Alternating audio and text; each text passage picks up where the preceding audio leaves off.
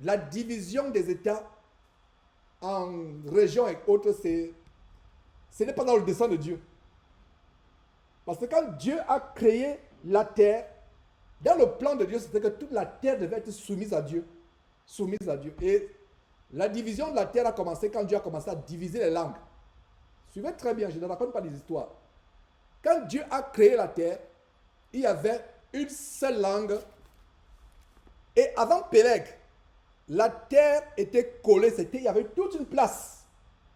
Tout un amas, c'était la terre. Et le reste, c'était quoi? C'était de l'eau. Il y a la théorie de la dérive des continents. C'est une théorie géologique, géographique. La dérive des continents, où les plaques tectoniques se sont détachées petit à petit. Et on a eu la transformation de la Terre qui était une masse, une seule masse, en différents continents. Quand vous prenez par exemple le pays, j'ai un collaborateur qui a voyagé en... Il était avec sa femme en Costa Rica, au Costa Rica. Il me dit, Georges, le Costa Rica, c'est exactement comme l'Afrique. Parce qu'il a été en Afrique, il sait comment ça se passe. Le Costa Rica. Quand vous voyez par exemple le pays qu'on appelle Équateur, ou l'Équateur en français. L'Équateur, c'est cette ligne imaginaire qui traverse le globe terrestre au milieu. Cette ligne traverse le pays qu'on appelle Équateur. Donc le pays Équateur tire son nom de l'Équateur, c'est ligne imaginaire. Et quand vous allez, l'Équateur traverse, le pays en Afrique centrale que l'Équateur traverse, c'est le Gabon. Et si on colle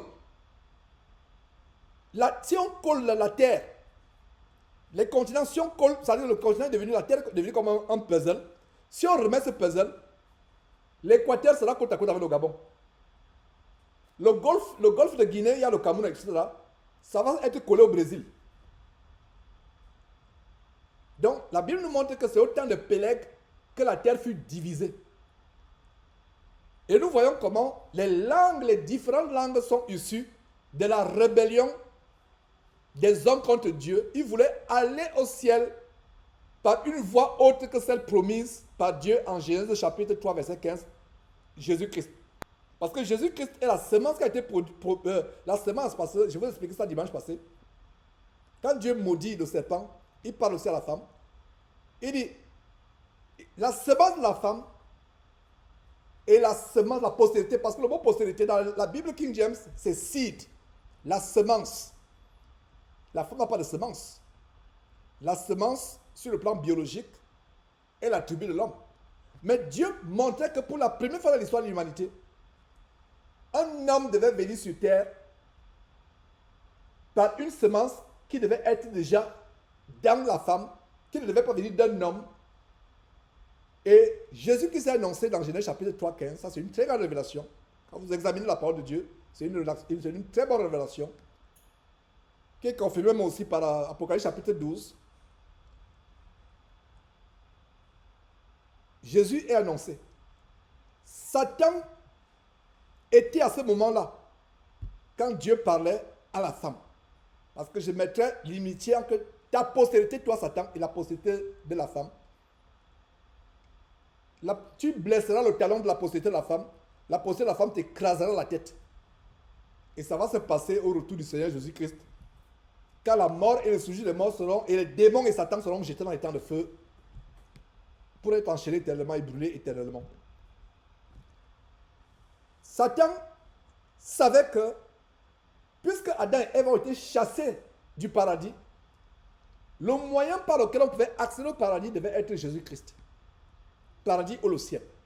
Alors, Satan a inspiré les grands de la terre à l'époque, grands en méchanceté, grands aussi en pouvoir terrestre. Il a inspiré les gens comme Nemrod. Et ils ont fait une conspiration. Ils ont dit, allons dans la vallée de Shinéar, à Babylone, la vallée de Shinéar, faisons des briques, construisons-nous une tour qui va vers au ciel. Au-delà du grand projet architectural, il y avait un projet spirituel religieux, pouvoir atteindre le ciel par une voie autre que Genèse chapitre 3, verset 15. Qu'est-ce que Dieu a fait? Il les a confondus. La construction s'est arrêtée Et c'est là où plusieurs langues sont issues.